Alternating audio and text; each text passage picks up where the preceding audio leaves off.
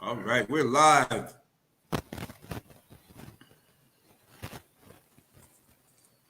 You already know, man. It's Deion Dawkins, and you're listening to the Real Deal Sports Show on the Beat 105.5. There you have it, everybody. Welcome this morning. The Red Man talking sports of all sorts. Couldn't have heard said it better. Deion Dawkins of the Buffalo Bills with a fine intro there, a fine drop for the show. Myself and J-GILLZ back from the Meadowlands. Man, Yes, it was sir. a hell of a night out there, J-GILLZ. But first, we're broadcasting live from the Rock Palm Brokers Studios, 559 State Street for Rock Palm Brokers. But we broadcasting live from the Rock Palm Brokers Studios this morning, J-GILLZ. And how was it out there in the Meadowlands? Oh man, that's a great week of sports, man. We back at it, man. Real Deal Sports Show, exclusive content. It was a great game, very eerie game. Aaron Rodgers is the news of the story, man. Torn Achilles, could be done for his whole career. What a crazy chain of events. Couldn't even say it better myself. Everybody was in the house, from Sexy Red to Stephen A. and Shannon, Justin Timberlake, Method Man, all for the collapse of Aaron Rodgers and those New York Jets. But really, the real collapse was Josh Allen. But we already know Radman gonna get into that, man. We already know Radman gonna get into that in a little bit. You like that Sexy Red, man. You got real excited when she came through, man. Hey man, she was just doing her thing. She was doing her thing. Good to see her. Good to see her out there, man. Good to see her out there. We'll leave it as that, right? For real. But you're absolutely right. The Stars were out Monday night. They had the VMA Awards the next night there, right across the parking lot. There, across from MetLife Stadium at the arena, which is right across the parking lot. They share the same parking lot area out there in the Meadowlands in East Rutherford, New Jersey. Didn't realize the VMAs were coming. No wonder somebody stopped with some people at the hotel, the whole 9 yards, all kinds of celebrities and people working behind the scenes of that excellent show that turned out to be an excellent broadcast. Got rave reviews, a high viewership on Tuesday night as well. So it was rocking out there at the Meadowlands all weekend long. Giants Sunday night, Bills Jets Monday night, and what it just seemed it was just too much once again, too much for our main guy Josh Allen. The pressure, the guy just seems to panic under pressure and wants to take it into his hands instead of being a team show. He wants to make it the Josh show, and he should have just been doing. See, he was 7 of 8 to start the game, started dumping the ball off. The defense started off a little shaky, but they calmed down and they played themselves a very good game. As a matter of fact, backspin, we're going to go to the Leonard Floyd interview. 19 seconds in on the Leonard Floyd interview that myself and J-GILLZ had after the game. Coming back at training camp in Rochester, New York, you mentioned that, hey, this is one of your favorite guys to go after and sack. And you, it seemed like you were right, you were right there, right on cue, right at the beginning of the game. You were 4 plays in. Yeah, you get him on the ground. Yeah, he's a legendary quarterback, man. He's quarterbacks you wake up early in the morning, just ready to get him. You know what I'm saying? Just the person who he is motivates me to want to show up and get him and sack him so he can know my name. You know what I'm saying? That's a good point. That's a good point. From the Chicago days going after him, and now you get another opportunity at him in the same division again. And how you get a chance. So that really puts your name on there as well. Facts. But what do you think happened just on the running plays? You guys got to clean up that inside. Yeah, it just got to be better as overall together. Yeah, just got to be better, man. Just simple. Just got to watch the film and get better. What do you have confidence is on the defense? Even though it was a tough loss, defense played really well. You started the game on high. Yeah, I feel like our confidence as a defense should be high. You know, we were stopping them. Just couldn't put up the points we needed to. You know what I'm saying?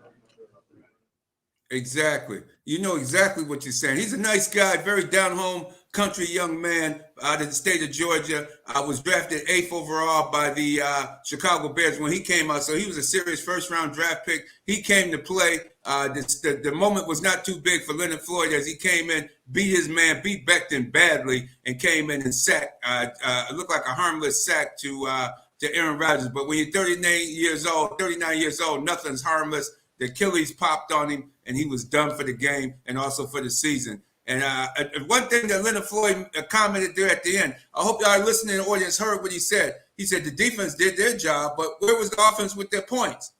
And I noticed in the locker room when we went through the locker room and talked with the the defensive guys were starting to give a little looking cross-eyed across the room over there at Josh Allen, wondering, hey, what's going on, man? We came here to win with you, man. And you the only one not winning, right, J-GILLZ? That's exactly what happened, Radman. But just a little backstory, Aaron Rodgers, former of the Green Bay Packers. He's a former quarterback of the Green Bay Packers. Leonard Floyd, former defensive end for the Chicago Bears. Every football fan knows the Packers and the Bears have a long history of going at it. So Leonard Floyd was very, very accustomed to getting and tackling Aaron Rodgers. You know what I mean? And when we talk about the training camp, he said verbatim, he called him a tackling dummy. He was very excited for this Monday night game. The reporter he had with Aaron Rodgers getting to the quarterback, he already knew what he was hitting up for. Now, I ain't saying that he was hunting him. All I'm saying is that he knew what he went there to do. And he ended up with a sack and a half. And he had a dominant game, dominant first quarter. But I'm not going to let the defense off the hook that easy, Radman. Absolutely. We heard Leonard Floyd say that the defense did their job. And the offense has to get better. 4 turnovers, that's terrible. But when I look at what the defense had to do, the defense got ran all up and down the field. They could not stop Breece Hall. Dalvin Cook added more insult to injury. 10 carries, 127 yards for Breece Hall. The Jets ran for 172 yards. Aaron Rodgers went down after the first 4 plays. Zach Wilson was in there. Zach Wilson couldn't do anything, but it's Zach Wilson, and it's an old offensive line for the Jets. You're talking about Dwayne Brown, 38 years old. Mekhi Becton hasn't played a full season in the last 2 years. It was a depleted, beat-up offensive line with a quarterback who had no expectation of playing that night, and they still went and drove down the field and beat the Buffalo Bills. I'm very nervous for this Bills defense, especially when we look at the linebacking core. Now, over the offseason, I said that secondary was going to be vicious. I said that secondary was going to do some damage. But that secondary is looking older than Aaron Rodgers right now. When you talk about Micah Hyde and Jordan Poyer, those guys can't tackle. Matt Milano is their only saving grace. Howard Hayden got a great interception. He's their saving grace. But who's he playing next to? The Buffalo Bills defense is going to have to get it together, because if you're losing to a Zach Wilson in the New York Jets offense, you got Josh Jacobs coming to town this week. All I got to say is they better step it up and they better get it in a hurry real fast, because you the Bills, you don't want to start 0-2. You don't want to start 0-2. No, you don't. You definitely don't. You made some good points. They did hold them to 89 yards after those 2 big runs, but those were 2 very big runs. And I hats off to Christian Bensford, the defensive back for the Buffalo Bills, who chased Breece Hall down and forced the Jet. And the Bills ended up forcing a field goal after that big run, because that definitely should have been a touchdown. He saved Buffalo 4 points, and those 4 points turned out to be a major difference in the game. It wouldn't even made it to overtime. Jets would have won it in regulation. They wouldn't have had to need overtime to win this game. But when you look at the component of what happened in the game, let's tell it like I've been telling you ever since I saw this kid his rookie year. I said Josh Allen has a very low football IQ. He's a guy that this is not really his true position. He's not really capable of playing this position consistently in the National Football League. What is asked of him, because he loses his focus. He seems like he has ADHD, what they talk about with the kids have in school, AD, attention deficit. It's like he loses his attention, his focus. I mean, he came out, J-GILLZ, 7 of 8. He hit the tight ends. Both tight ends were open most of the night. He hit Cooks out of the backfield. If he would have lobbed that ball, if he would have had a little touch on the ball and put that ball over the head of the defender and Cook on that goal line toward the end zone, Cook would have had a touchdown. Or if he didn't catch the ball would have went harmlessly out of play. Instead, he allowed the defender to knock the ball down because he threw the ball too hard without touch. This guy doesn't have touch on the football. Is another problem that's always been a problem with him. He needs to just stay focused, get the ball to the tight ends, to Stephon Diggs, to the running backs. He was 7 when he did that. He was 7 of 8. It wasn't until after Rodgers went down, he had a couple of series. He moved down. Buffalo's up by 10. All of a sudden, he comes out there. Oh man, it's time to show. It's time for Josh now, man. It's time for Josh to get down. That's what it seemed like. He was in the pocket. They were blocking. He had plenty of time in the pocket. He ran out of the pocket for no reason at all. We were in the press box. You sitting next to me in the press box at the mill, and another guy from the Batavia newspaper was saying, he said, why is he leaving the pocket? I said, that's a good question. Why is he leaving the pocket? He left the pocket, looked around, and then he just hurled a Hail Mary pass. He threw the ball like the Bills were down by 10 points, J-GILLZ. What's your comments on that? Absolutely was. And you know what I think it is, right, man? I think you're absolutely right, but I think it's the pressure that he has. I think he's getting a lot of pressure internally. You talked about it already with the Leonard Floyd, all the defense, talking about the offense, and everybody's looking at Josh Allen. And the number one guy right now that everybody's talking about, Stefon Diggs, and that relationship between him and his number one receiver, Stefon Diggs. Now, a lot of media out here talking about, oh, no, there's nothing going on there. Everybody's still together. They're still a family. Brothers fight. Right, man? You were there. We were there in the locker rooms. We were there in the stadium, after the game. We actually had a chance to run into Trevon Diggs, talk to him for a bit, Stefon Diggs' brother. But what's your recollection on that relationship? And what's some inside information that you can give our listening audience about that relationship between Josh and Stefon Diggs? Well, what we saw, what went down in the locker room was Josh Allen was still complaining to the other quarterback. He was at his locker stall complaining about his play and moaning and groaning. And Stefon Diggs looked like he was just coming out of the shower, and he came by and heard him, and he stopped. And he got right in Josh Allen's face, right in the locker room, and told him, shut the F up, man. That game is over, man. Why are you still talking about how you performed tonight? You got to perform on Sunday, man, coming up. You got to start getting your mind set for the game on Sunday, getting your mind ready to play on Sunday and have a good game on Sunday. Stop talking about what just happened, what went down. You need to focus on Sunday. I'm putting this in nice words. I can't say exactly what he said, but that's basically what he was telling them right there in the locker room. It's like people are sick of him, man. You can see they say, yo, man, you got to come in early, study, get ready to play football. I think his mind's been taken off football. He's been off golfing. He's been all over the place at these golf tournaments, hanging out with the fine ladies, the fine actresses out there in SoCal. I'm talking about sunny Southern California. That's what I'm talking about. I think he's not focusing. He's not putting the time in that he needs to be. And it's obvious, head coach Sean McDermott, and it's obvious even more that Ken Dorsey, offensive coordinator, are not holding his feet to the fire, and they're not holding him accountable for doing the job that he should be doing. Because that was a damn embarrassment on Monday Night Football. This guy, one of the highest paid quarterbacks in the league, gonna come out there and look like some guy from Pop Warner out there throwing the ball recklessly and then running. And then he ran and tried to leap over people, man, like he's Superman or something, man.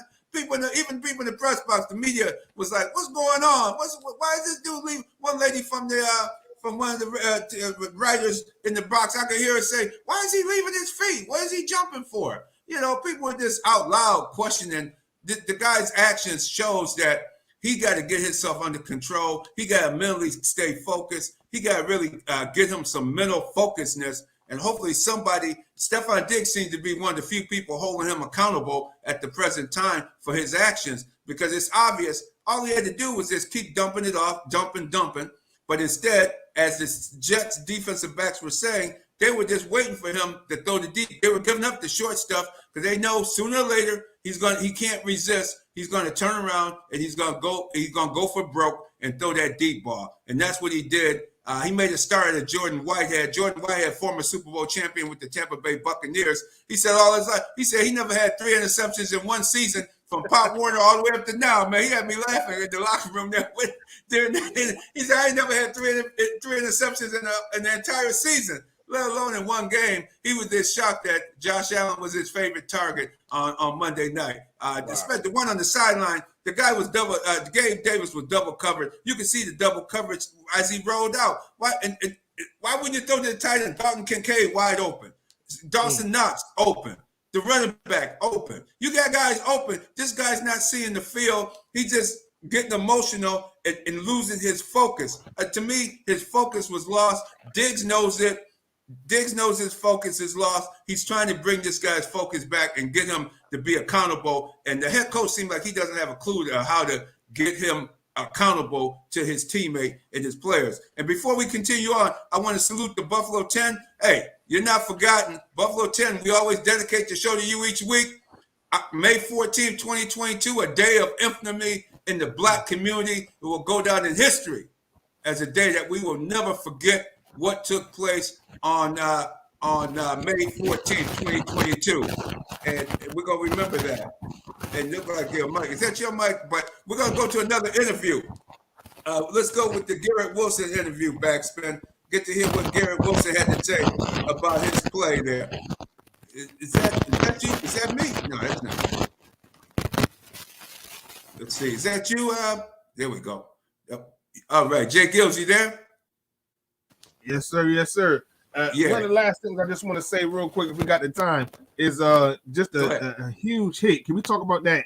Not that hit, but you know, when we talk about these quarterbacks and we talk about, you know, the physicality of the game and we talk about, you know, how it can really impact the player. Prime example, Tua Tagovailoa, you know, one small fall, the media is all on his back. You know, 3 concussions, allegedly 3 concussions last season. And, you know, the quarterbacks, the hits that they take. I saw Josh Allen on Monday Night Football, all the lights, cameras in action, take a direct hit to the head.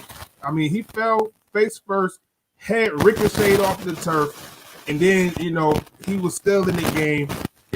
Nobody said anything about it, but the beating that Josh Allen has been enduring, and to me, it looked like he could have very well had a concussion.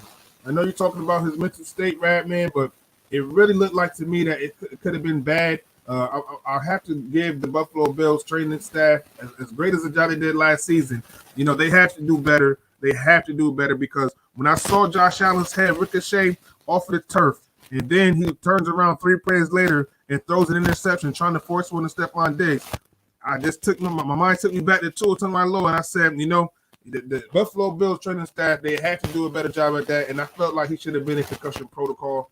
Nobody's going to bring it up because, you know, it's Josh Allen. That's this type of game that he plays, but it's just something to look forward to. So I'm hoping that he can remain healthy, Radman. I'm hoping he can remain healthy, but he definitely.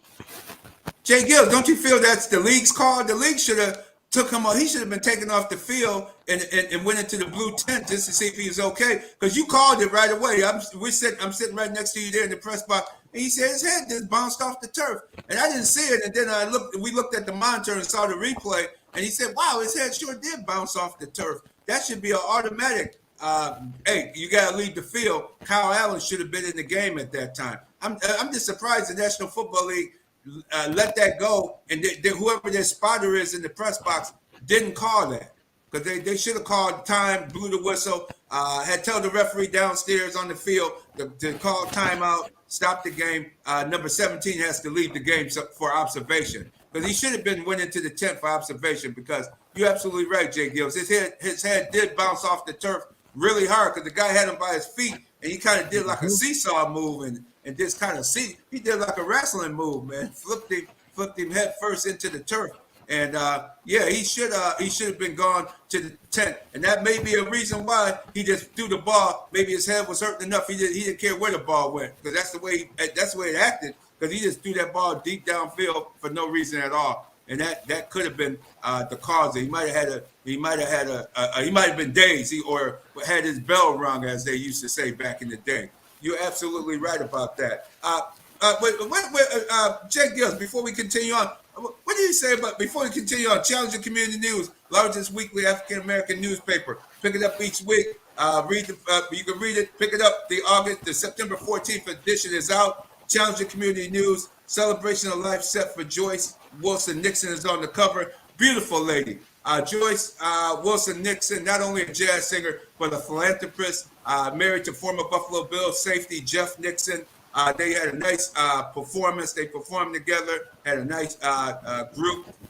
She's an excellent R&B stylist type singer, but she also was not only a philanthropist, but also cared about the kids. And she got a lot of children programs started over there in Buffalo, New York, behind her leadership with some of the programs she ran. And she made Western New York, and especially Buffalo, New York, a better place to live. And that was Joyce Wilson Nixon. We dedicate today's show to you, Joyce Wilson Nixon, because you made Western New York a much better place to live. And rest in power, Joyce, and our condolences to the Nixon family, because they're beautiful people. And also read about Mitch Thomas, a Rochester woman of distinction. Mitch Thomas still doing her thing. She was honored as the 2023 New York State woman of distinction. So check out that article on Ms. Thomas. Ms. Thomas, at one time, her and her husband owned the Herald East, what is now known as the Herald East. That used to be their house, their home back in the 60s. So, you know, you got to learn your history about Rochester, New York. Her husband was an excellent scientist. The school number over there at Zeal Street, the Freddie Thomas, her husband Freddie Thomas, the school is named after him, the Freddie Thomas School. That guy came up with so many different things that he found, that he, as a scientist and so forth, and patents back in the day. Freddie Thomas, excellent man. Ms. Thomas, excellent woman. She's still carrying on her husband's name in the community. And remember that, you know, there's so much history here in Rochester about African Americans in Rochester, New York, that we really got to learn our own history. And that's why reading papers like Challenger Community News, the Buffalo Criterion, reading these publications will definitely get you to the focal point of what's going on in the community. So check out Challenger Community News. Got Backspin in there today. Backspin in there. Stay tuned for his show coming up next as well. So learn about our history, African American history each week, as well as what's going on, news you can use in the community each week in the largest weekly African American newspaper, Challenger Community News. Yes, indeed. And I want to move into Maddie Glab. Can we get a quick comment on her, J-GILLZ, her comment regarding Stephon Diggs? Ironically, right before the press conference on Wednesday, she got caught on a hot mic. What's your take on that? Hey, as journalists, as reporters, we have to stand on what we say. You know, you're always being watched. You're always being listened to. So make sure that, you know, you're just standing on what you're saying, and make sure that you just understand that, you know, you're going to get got. You're going to get caught. I mean, she said what she said. She was just doing her job reporting, but she just has to do a better job of understanding that, baby, that mic is going to be on. That mic is hot, and you're just going to have to be standing on what you say. And then she's talking about it's a joke afterwards, but hey, it's a lesson, definitely a lesson for me. You can't say that the man, when you ask him something, he's going to say the F word to you. He's going to say F you to you. And he says that. And then you went on to say that he says that to he acts like that to everybody in the building. And I've never had a problem with interviewing Stephon Diggs. Never had a problem with Stephon Diggs. Never had a problem with Trevon Diggs. Beautiful mother, a beautiful family. They've always been respectful and kind to me. Yeah, absolutely, man. Yeah, so for her to come and say that's a joke, that's not a joke. But here's the bigger joke. You know, people asked me, was texting me about it, sending me the sound bite and everything.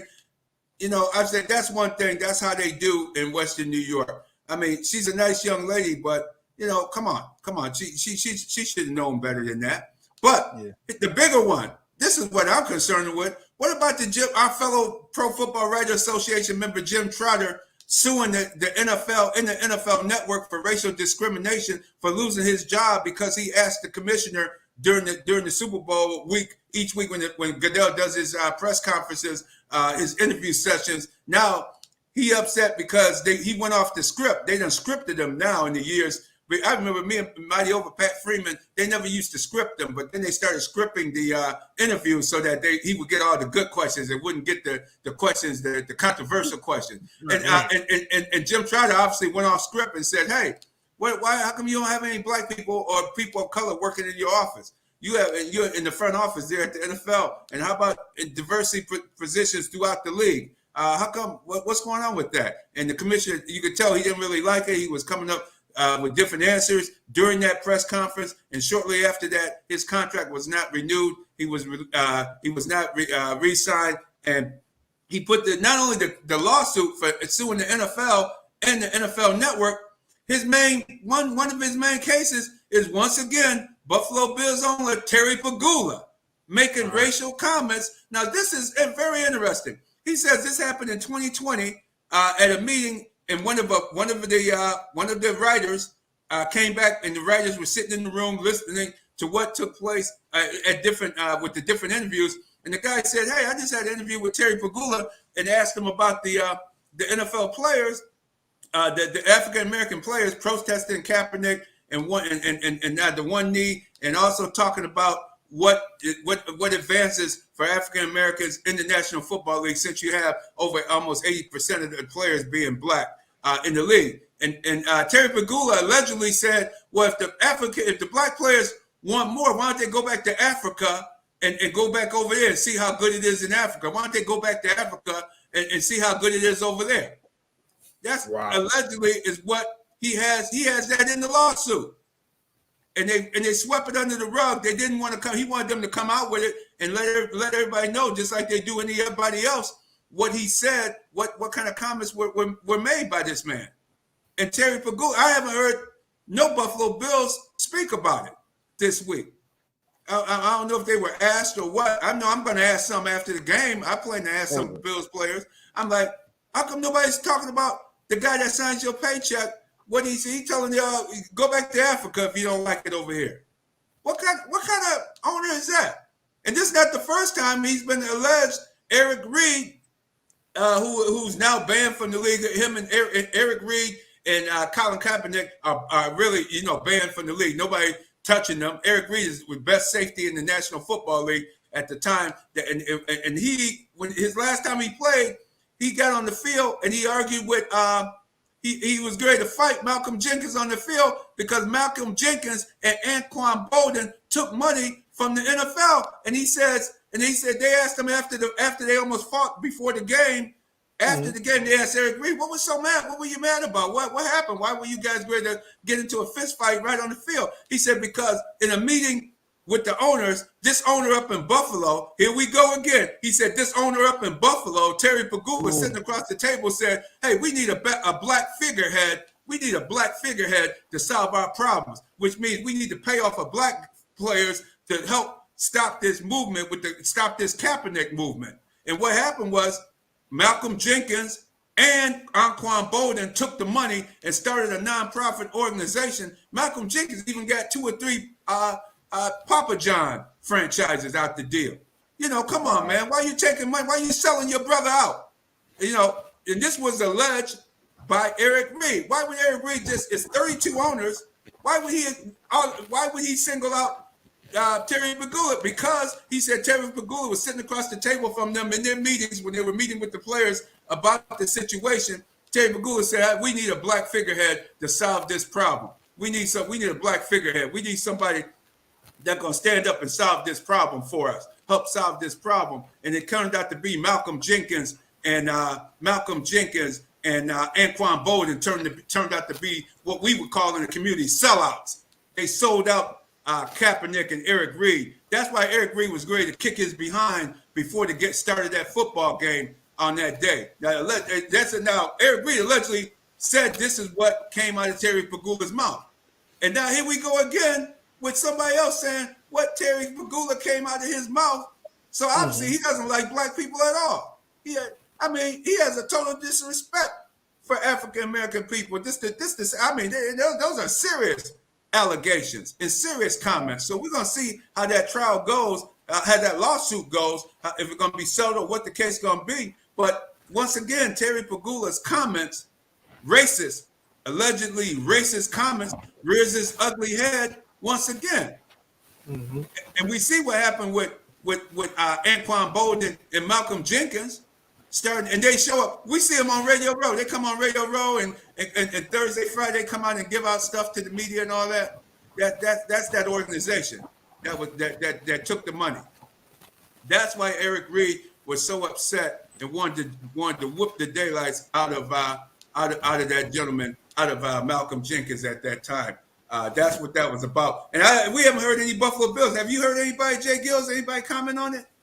I haven't heard it once, but this is not surprising. When we look at the Buffalo Bills organization and where they're located up in Western New York, it's just not something that needs to be done. I mean, we have to get the Mighty Oba, former co-host of the show, up here, and he had a great rant in regards to the Buffalo Bills Stadium and how it's not impacting the black community. And we definitely need that rant and that story. And that's a whole other topic. But when we talk about Western New York, it's unfortunate, but it is what it is. Yeah, absolutely. So that's more important than what Matty Glab had to say to me, because you're talking about an owner making allegedly racist comments to the media. And now once again, it's in a lawsuit. It's part of a lawsuit. He has denied. Terry Pagula has come out and released a statement earlier in the week saying that he didn't. That's not what he said. He's upset about it. Blah blah blah. But I'm just wondering. Well, why it's 32 owners? Why are you always seem to have comments that seem to be derogatory toward the people that you employ? And we know Pagula Sports Entertainment, when that was open, before that just got dissolved, they didn't have any blacks or people of color working for them. So No. it doesn't look good. It doesn't look good at all. So it just makes you wonder what's going on over there at One Bills Drive when the owner is acting in this type of fashion. And if anybody would like to call 595-1055, that's 595-1055. Feel free. The call lines are open up. Give a call in. We love to hear from you and love to hear. I know we had another guest coming in. I saw him there. Hopefully that guest will come right back, and we'll continue on. Question. One other thing too, I want to tell you. Keep an eye on this football game, Colorado versus Colorado State tonight. Oh yeah. We have a local. I met the father of a young man that's playing in that game, Justice Ross Simmons. Justice Ross Simmons is a starting wide receiver for Colorado State. He's right here from Rochester, New York. He played at McQuaid High School. He also played at East High School. And then I guess he transferred to a high school in the Denver, Colorado, in Inglewood, Colorado. And then now he's in college and he's playing for Colorado State. So we look forward to seeing. So if you watch, we look forward to seeing them, but we still rooting for those Boulders. I'll tell you that. Well, yes, isn't that something? Buffaloes, man. It always seems to be somebody of Rochester connection somewhere in the house. Somewhere in the house, it always seems to be a Rochester football connection. And his name, Justice Ross Simmons. I kind of remember him playing at East. I do kind of remember him at East. I know we're looking for Andre Fontenette. Feel free to come on back in, Andre. I wanted to ask Andre about the young man and also about the what's going on with Syracuse football as well. But it's amazing. His father was telling me about him and everything, and we haven't heard anything about this young man being out there. But that's why we talk sports of all sorts here on the Beat, WLGZ HD2, the Beat 105.5. That's why we talk sports of all sorts. So keep an eye on him. Look for Justice Ross Simmons tonight, and we'll get him on and look forward to a good game tonight. Right, J-GILLZ, you think that'll be a good game? It's always a rivalry out there. I think Deion and those fellas are going to, like they said, they made it personal. They made it personal, talking about my man's Deion, talking about his shades, talking about his hat, saying that he's not a grown-up. Come on, man. You can't do that. That's a man out there coaching these kids up. It's a great players, Travis Hunter and his son Shakur. And, he's doing a fantastic job. But the haters is always going to hate. Ain't that right, Rad Man? The haters is going to hate. Especially when it comes to the black man and the black man's success. So shout out to Deion. Very excited for this game tonight. And that's another black coach. I didn't know he was a black coach there either. I didn't know that until I heard Deion say, why is another black man criticizing another black man? I said, wait a minute, that guy's black. I never even heard of Jay, the head coach of Colorado State. He's been there since 2022. So yeah, I didn't realize that was the case with the situation. So that I think the coach I think those comments. I think he really wants to get his kids psyched up to say, "Hey, I can talk stuff too." We're gonna do our talking on the field. So I think that was a point for him to get his players psyched up for the game. And one other thing before we move on, we got football pool. Go online to 1055.com. The first week winner, we want to congratulate James Anderson Sr. He won a $50 gift certificate. Have you registered on to try to beat the beat? We are it's hosting it. It's a free pro football pick'em pool, and all you have to do is visit the beat1055.com or download our mobile app. Register and pick your games. It's that easy. And you can be a $50 winner each week. We're giving away some type of prizes to the winner. Congratulations to Mr. James Anderson Sr. He won the first week of games. I'm in it this week. I was remiss in not getting in it last week. You can also see the Radman picks on there as well. So take a look at those games this week, and you can see who's there, what you can do, how you can pick the winner. I'm going to come up in a couple minutes and give you my pick of the week.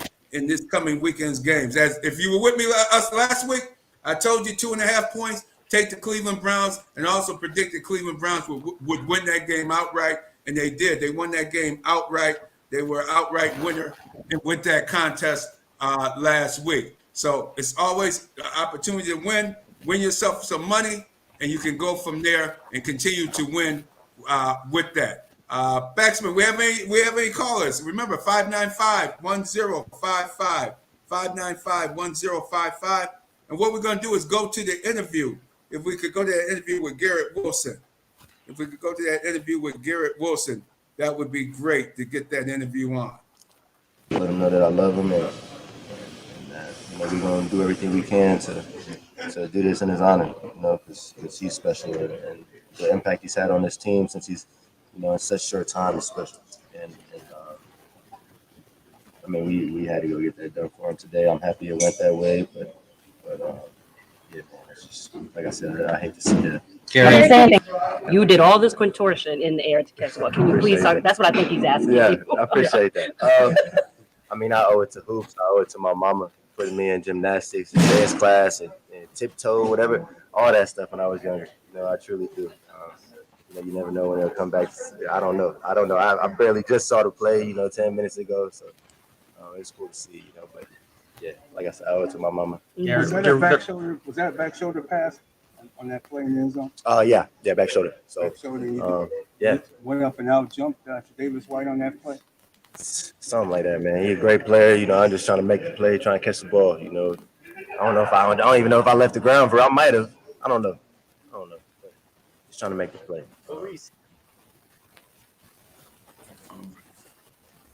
All right. There you have it there. And that is interesting because he made a great play. He out-jumped Tre'Davious White to bring that ball down. J-GILLZ, that was an excellent pass reception by Garrett Wilson. And now we're going to go right to the Sauce Gardner interview and hear what Sauce Gardner had to say after the game.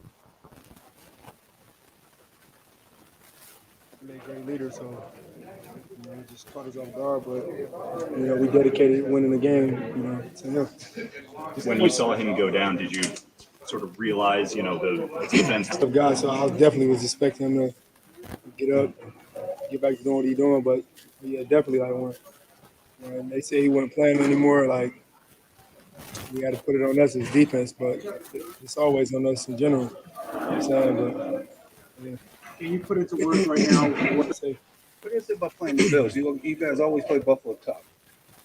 Yeah. You can see they was attacking me at the beginning, and it was I said we got to defend the second play because Josh Allen, and it got to the point where it was a little difficult because you got the receivers there just jog a route, and then they waiting to see Josh scramble, and then they push pull, they take off, little stuff like that. But me personally, I got to be better. I don't think I prepared myself for the night game today. I feel like my legs wasn't there in the first half. Should have ate more, leading up to the game. I ain't really had that much energy though. The first half, I wasn't feeling like myself. In the second half, it changed. Got to feeling my legs a lot more. I locked in a lot more, but Does that come with it being the first game and just, especially with it being a Monday night game? No, that's wait so late to play. I ain't gonna lie. I really don't like waiting for real, cause I ain't take care of myself like I was supposed to, and I literally felt the same way last year when we played the Jags. Legs was heavy and dead the first half. Second half, later in the game, I felt better. I can't keep making those type of mistakes. Because we're not always going to have them 1 p.m. games. You know what I'm saying? So I got to do better. All right. There you have it from Sauce Gardner. He gives it to you right on. Hey, it's like the original Red Hot. He is Sauce Gardner. He it takes a while for these guys to get ready, right, J-GILLZ? Oh yeah. You already know that, man. And just shout out to the communications department for the New York Jets. Very, very great people over there, allowing us to get those exclusive content on the other side, and this is much greatly appreciated. Right, man, what's your pick? What's your picks for this? What's your review for this upcoming game I just sent you that article in regards to the Josh Allen concussion, but he is still playing. What's your thoughts when the Oakland Raiders come into town for Buffalo's home opener? What's your thoughts? My thoughts are, before I give you those thoughts, Marion Rivera Insurance Agency, Auto, Home, Health, and Life Insurance, 1038 Lyle Avenue, 511 Bean Road, Suite B. Give her a call, 585-360-0094, or stop by 1038 Lyle Avenue or 511 Bean Road. Auto, Home, Health, and Life Insurance. I guarantee you, Miriam saved me and my family a hell of a lot of money. She'll save you and your family some money as well. Miriam Rivera Insurance Agency. And speaking to the Bills Raiders game, that should be a good game this coming week. I think even with Josh Allen being a little shaky, getting himself together in front of the home crowd, he got to focus in, stay focused, take what the defense gives you. I think the defense can force some turnovers because Jimmy Garoppolo, that one guy should have got thrown out of the game. Simmons for the Denver Broncos, he speared Jimmy Garoppolo as he was sliding down. I mean, he just came and speared him in the back of his neck and shoulder, and he wasn't the same the rest of the game, Jimmy G. And I think that injury is still lingering with him.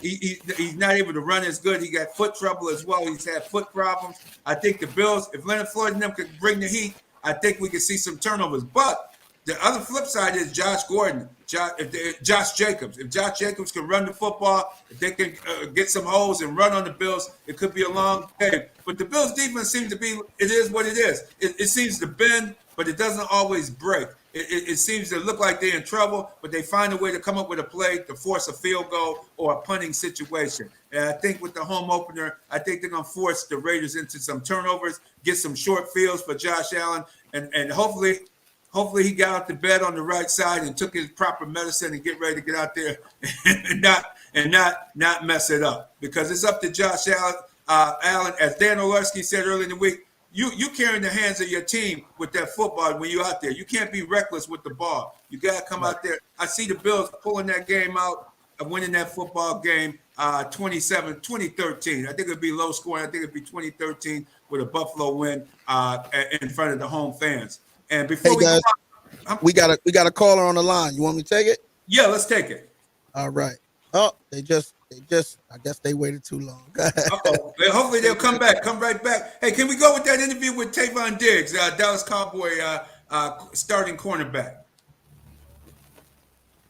Did I get that, George? I don't think I got that. Yeah. You don't got that? Yeah, I sent it right on with those other ones back on the 11th, back on September 11th or the 12th. Right in it. And we'll keep talking about J-GILLZ. I tell you what, one pick of my game, my pick of the week, I like the Tampa Bay Buccaneers against the Chicago Bears. The Bears are getting 3 points. I don't like how the Bears offense is already out there shoot. It just still doesn't look right there in Chicago. Yeah. Tampa Bay defense is still, they got Devon White. They still got those, even though they lost Jordan Whitehead, their starting safety from the Super Bowl era, they still got some Super Bowl quality guys on that defensive side of the ball. And I think Todd Bowles is really now settling in and putting that defense, because last week they put their pressure on the Minnesota Vikings and won that game in Minnesota. And I think they're going to put the pressure on the Chicago Bears this week, and I think they'll come away with at least a 7. I think they'll win by 7 points or more against a struggling, once again, because Justin Fields, he puts the ball down and takes off running a little too much. He has DJ Moore. He has some more receiver talent, a tight end. He got to find a way to stay calm and hit some of his new talent, especially Moore. I thought Moore, hopefully sometime during the season, but I think the Tampa Bay is going to force the will on them, and that's my guaranteed pick this week. Take Tampa Bay Bucks at home, beating Chicago by more than 3 points this coming Sunday.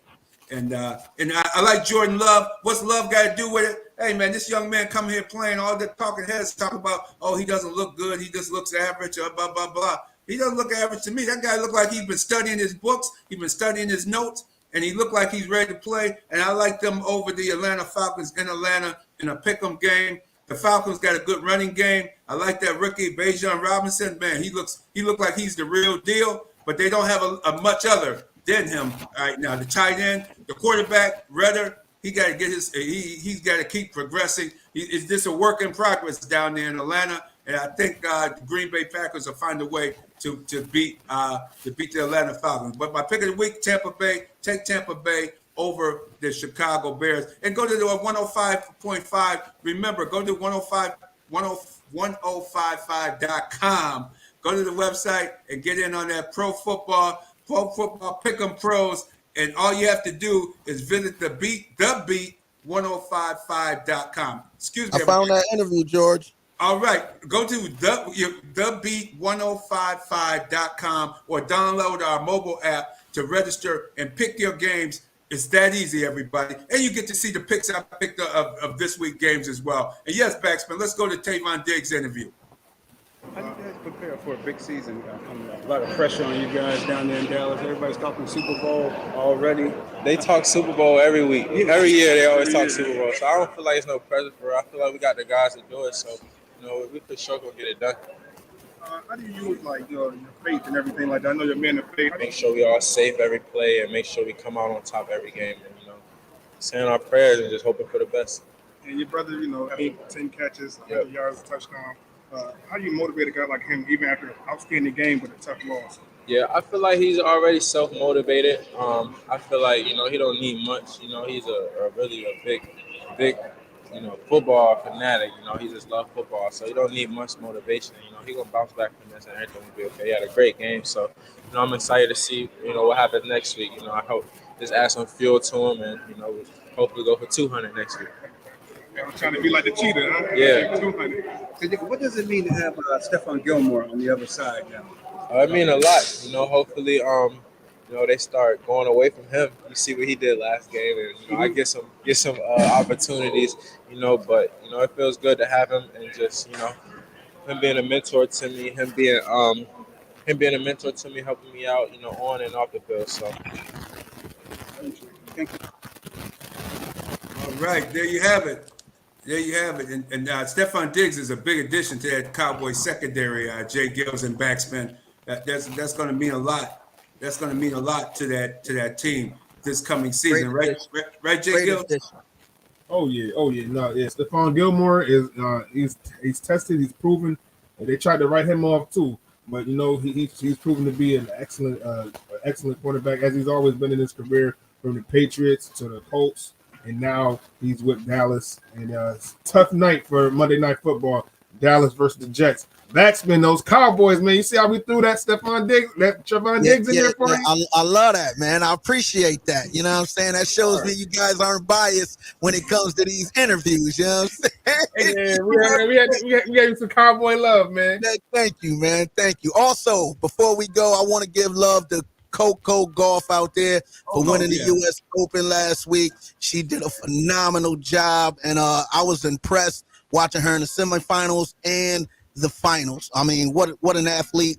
I mean, dare I say it, the next Serena Williams? Dare I say it? I don't know. But I'm not competing. I'm not debating that. Absolutely. I'm not debating it either. Because she done been in the weight room. Now her body, you can see, now she got the strength to compete. Yeah. Before she had the skill, but she just didn't have the body size, and now she has that weight. She can hit just really with the best of her own. What, she's 19 years old, I believe. Yeah, 19. Still young. I'm looking forward to her career and seeing what she can do in the future. Thank you for bringing that up, and congratulations to Coco Golf, because that was that moment was not too big for her. A 19-year-old center. Did you see all the celebrities in the audience? I mean, you had Michelle Obama and Sasha was there. It was like, oh my goodness, all of these big time people, all the the tennis greats from the past was there. It's Billie Jean King. It was one of those moments where I'll never forget as a tennis fan. And it was great to see that, really. Same here. And even the Spike Lee and all the actors and actresses, Hollywood people. You're right, it was star-studded, and the play, and you the only one that's focused on you and the other person. That's a lot of pressure. It is. That's how I love. That's why I love, watching golf. I love watching bowling. I love watching where it's just you. You know what I mean? It's you and the course, or you and the bowling lanes, or you and your opponent. It's you. If you don't show up, it's not a team sport. And I love that about individual athletes who show up in big time moments. You know what I'm saying? Like, give me heart. over talent any day. You know what I'm saying? Because heart wins. Every time. You absolutely right. You got to have it inside within. The outside and Fanatic wasn't able to be with us, but he just sends us to LSU versus Mississippi State. He has LSU winning. The 9.5 points is too much. Take Mississippi State in the points, but LSU should win out. But it's going to be a lot closer than that 9.5 points to later today. Is LSU should win, but if you want to win some money, take Mississippi State in the 9.5 points for today's college football game. I'm looking forward to that the Colorado State game. That's going to be a prime time. It's exciting, man. I'm not really a college football fan, but I'm telling you, it's like Tiger Woods coming in all over again with prime time and what he's been able to do there in Colorado with them Buffaloes. Exactly. Who would have thought Colorado would have been a big time subject on all the networks? And all the money. Look at the people buying the jerseys and the gear. Yeah, all the merchandise that they're getting from this guy it's a win-win for Colorado. Like that, obviously they made the right decision bringing Coach Prime to their program. And watch out for Rochester's own Justice Ross Simmons, wide receiver for Colorado State. Check him out. I remember him at East High School. I do remember when he was a tight wide receiver for East High School a few years ago. Tall, lanky. He might have put on some more pounds since he's been out there. But Justice Ross Simmons, Colorado State wide receiver. Check him out tonight, and we'll check you out next week. Backspin talking. That's why we talk sports of all sorts. Got to get the Cowboys in. You know it, man, and I appreciate that every single time, man. Don't sleep on my Cowboys. And like Trayvon said, we talked about going to the Super Bowl every year, so. It's no pressure no more. It's just get the job done. And with the defense, I'm looking forward to the Jets this week because it's going to be the battle of two defenses. And I'm not sure if either team is going to put up much points, but yeah, it should be the under. And keep in mind with the Jets, now they know Wilson's the quarterback. Now usually that second week you see it, he comes back down to earth. We're gonna bring him down to earth. That's what you can best believe. He gonna be running for his life all night long. I'm telling you, he gonna be running. He gonna run, brother, run. That's what. Especially with that brother Mekhi Becton. Oh my God, he looked like he was standing still, man. Becton when Leonard Floyd went by him so fast, man. Yeah, we got a hell of a D. I'm definitely looking forward to it. Real deal of all sports of all sorts, man. Appreciate you guys every Saturday morning, 8 a.m. right here on the Beat 105.5. J-GILLZ, Fanatic, wherever you at, we love you, brother. And the Rad Man, you know what it is, man. We'll check in again next week. All right. Next week. Be good. Be a good sport, everybody. There you go. Keep it right where you need it, Rock City. The Bag of Time Mix Show is on deck right here on the Beat 105.5.